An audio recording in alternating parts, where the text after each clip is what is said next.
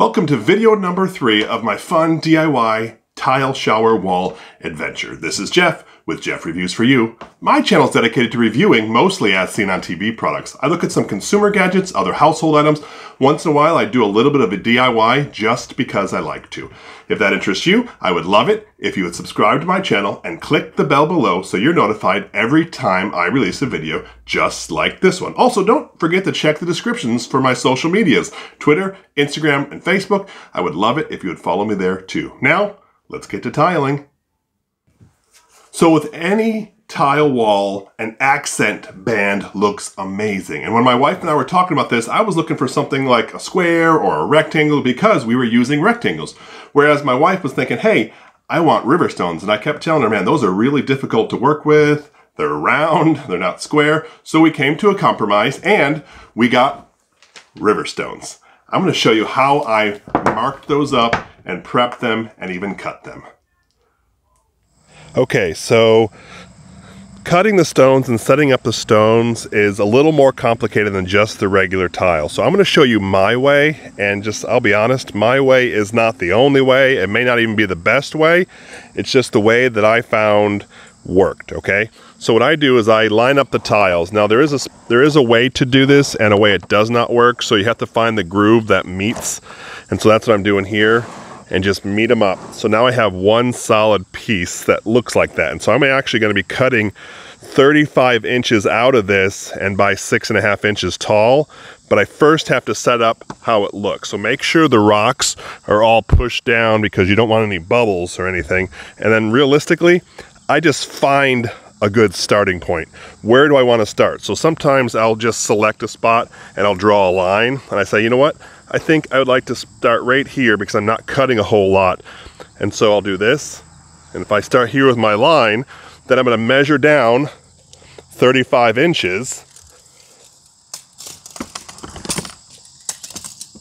Wherever 35 inches is, I know this is less, okay?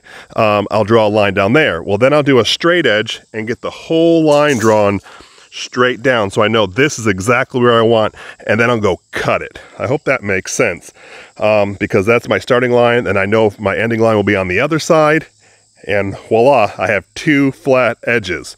Well, then I start this side. Where is the best one? I'm going to do as few cuts as I can, so maybe I'll just do a line here where I know it's not a whole lot of cuts, and I do the exact same thing. So let me go now and cut a piece, and I'll show you what I mean.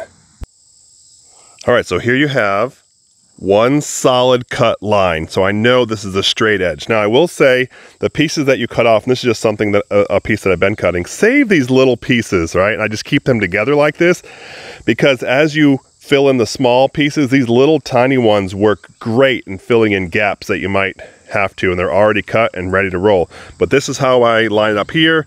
Now I'm going to cut the other line and then down my middles, and we're ready to put up this long piece of tile, or river stones in this case.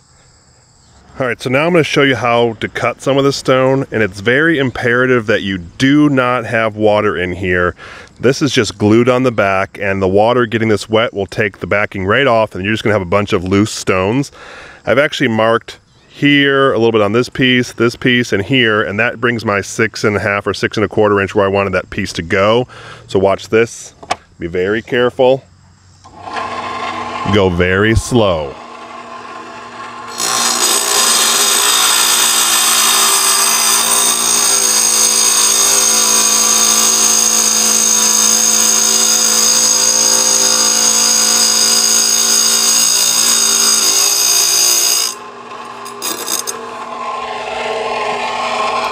All right, so you see here that I cut this piece down, a little bit nicked off there, and I'll probably work on that in the blade, but like I said before, keep this piece. I should have said if I didn't wear eye protection, and sometimes I wear a mask just in case it gets really, really dusty.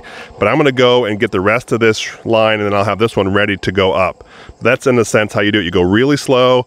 Unfortunately, I got to keep my fingers, or I have to keep my fingers close, because if I push them away, the whole thing starts to buckle. That's why I go slow, take my time, and pay attention.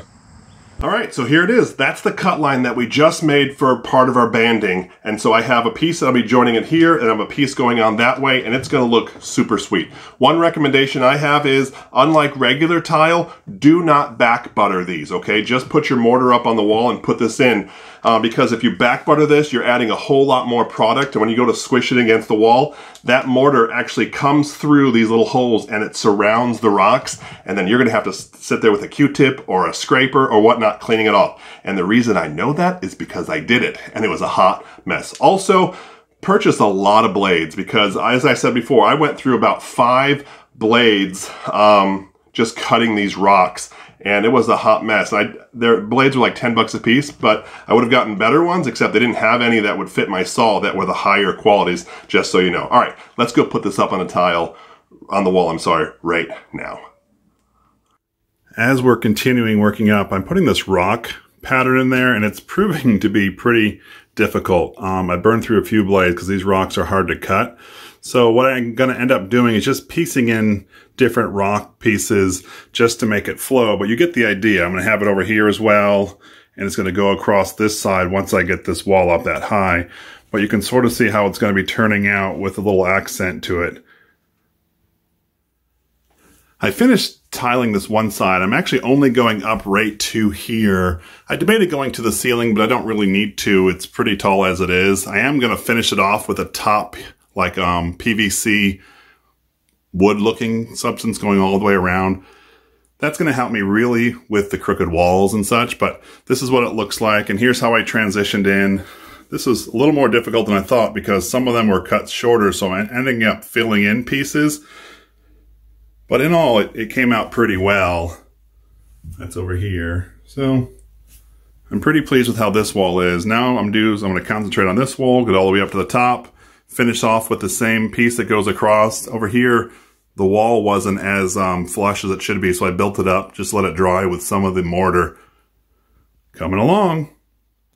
So I just put in this row of stones going across here, and there are places like here where I couldn't get a piece, so then I just found another one that I'd cut, and I just put a little bit of the mortar on the back, and just to get it in a fill spot, right? And I'll clean it up real nice.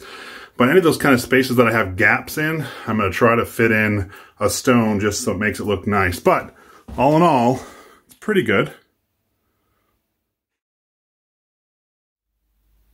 Now that the tile is all up and cleaned, and the mortar is dried, it's time to do the grout. I've already started in the niches here, and you can see it's pretty difficult actually to get around these rocks because it's a lot of washing, a lot of cleaning, a lot of patience. So what I'm gonna do now is I'm gonna start with the mortar on these bigger walls, and I'll hit the rocks and do the upper level.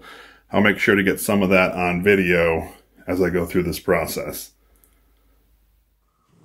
That's as far as we're going to go in this video. On the final one, number 4, we are going to actually grout this entire wall. We're going to put a nice frame around this in like a PVC type wood. We're going to caulk all the seams, and it's going to be ready to go. You won't want to miss that one. If you like this video, I'd love it if you click that like button. Also, don't forget to leave me a comment down below. I love reading those. This is Jeff with Jeff Reviews for You. As always, thanks for stopping by, and I hope you have a great day. I really appreciate that you stayed around for my 3rd installment of the DIY tile shower. If you didn't see numbers 1 and number 2, I'm going to link them right here. And by the magic of the internet, whatever one you click, I'm going to join you there. So go ahead, click them. They're safe. I promise.